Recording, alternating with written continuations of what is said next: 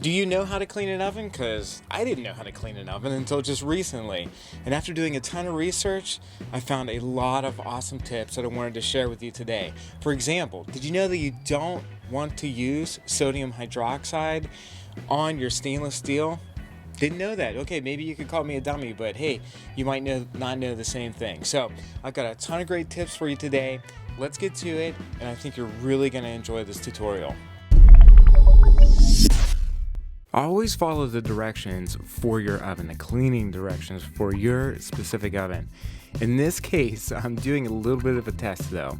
I mixed together some baking soda with water into a paste and put it on the door, the window, and on the inside of the oven.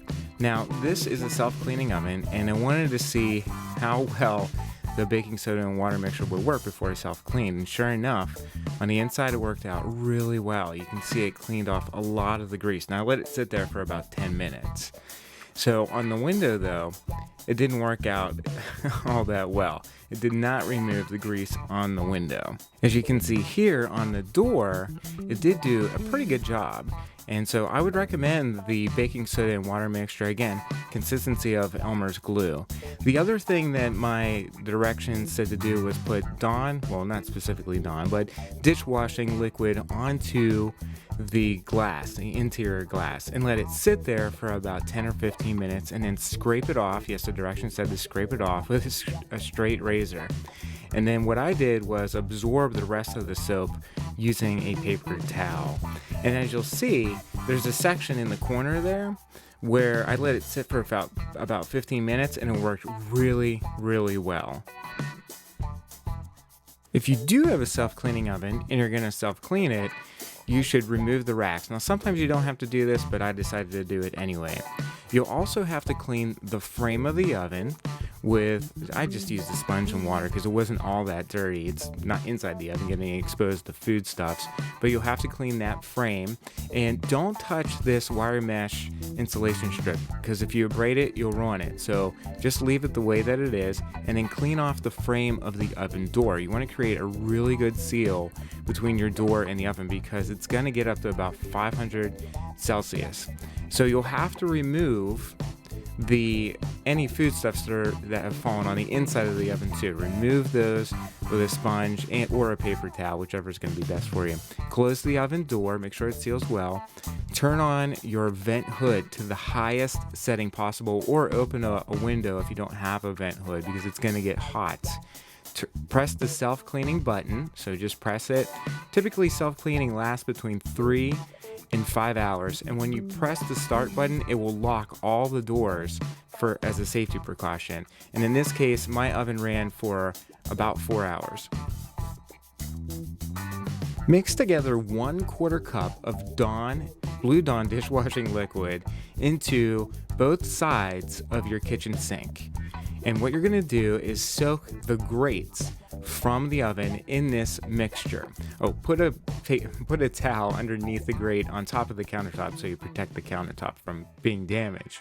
What you'll do is you'll take your sponge, remove any excess grit or foodstuffs from the top. You can use that Dawn dishwashing liquid mixture to do this.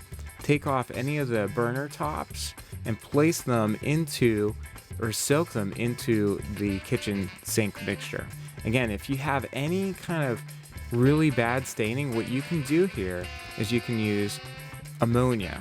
Now, I only recommend doing this if you really have to, but use ammonia, 1/4 cup of ammonia in a plastic container and soak that burner top. Now, I'm doing this per the directions again on my oven and leave it there for a few hours.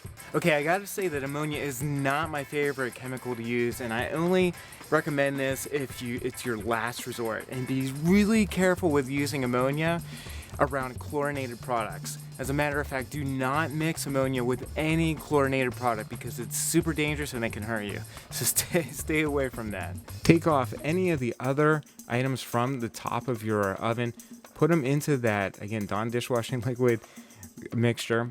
Now, in this case, I wanted to show you something. I was going to use Super Clean to degrease the top, but I couldn't because it has sodium hydroxide in it, and that's a no-no for stainless steel because it will ruin it. In this case, you'll notice that the burner top has a lot of grease on it. And one of the things that I wanted to do is try the baking soda and water mixture.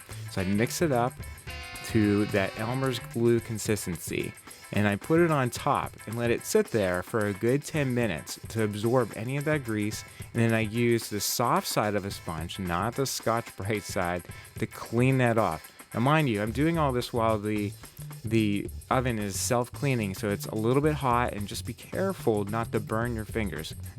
Then what you can do is wipe the top off really good using a microfiber cloth, and then move on to these Wyman stainless steel wipes. Move in the direction of the stainless steel grain, and then clean off any of the excess moisture using that microfiber cloth. It works really, really well. Any scratches that you see here are not from this process, they were from prior cleaning processes. So again, once your grates are soaking, clean them with a sponge, either SOS Scotch-Brite or a regular side. Now here's the deal, you can use steel wool to clean the oven racks. You can first approach it with a sponge, then you can go and use the steel wool to clean off the rest. Take the burner tops out of that ammonia container, soak them, and then rinse them in that same warm soapy water, and then clean off all the burner tops as best you can. The burner grates look really good after that 15-minute soaking and scrubbing off with the sponge. The burner caps look good too after the ammonia and soaking. The burner heads, not too shabby. I put everything back together as it was. You may want to take a picture of your setup if it's complicated, so you know how to put it back together. But what's the inside of the oven look like after the 4-hour cleaning? The door window, it's okay. I'll get into that in a second. The inside will have a residue on it that you'll have to clean off using a sponge and just water. Around the frame, it looks pretty greasy still, so I'm gonna have to use the water and baking soda mixture there. The inside looks good, again, except for around the frame, but the self-cleaning worked really, really well.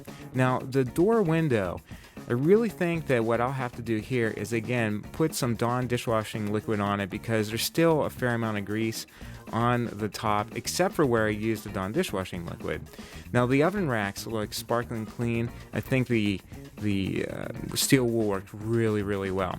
And here's what the top looks like. Again, any scratches are from prior cleaning, but overall, I'm really happy with this process. Is it perfect? Absolutely not.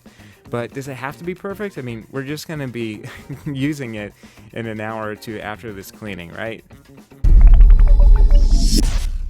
Well, that's how you do it. That's how you clean an oven, get it to look awesome. And if you've got your own tips, please add them to the comment section below, because guess what? I don't have all the answers. I'm not an oven cleaning guru, right? So you might have some really awesome idea that you want to share with the world, and don't be afraid to do that. Thanks for watching the video. I really appreciate it. If you think that this video could help somebody else out, like a friend or a family member or just a miscellaneous person in the world, go ahead and give it a thumbs up over on YouTube. Click on the thumbs up button. That way somebody else will see it. And remember, if you haven't already done so, I encourage you to subscribe. Click on the subscribe button, because that way you'll get one of my new DIY videos that comes out every single Friday. There's a ton of great tips, and I wouldn't want you to miss out on them for your own house. All right, thanks again. Have a great day. I'll see you in the next video.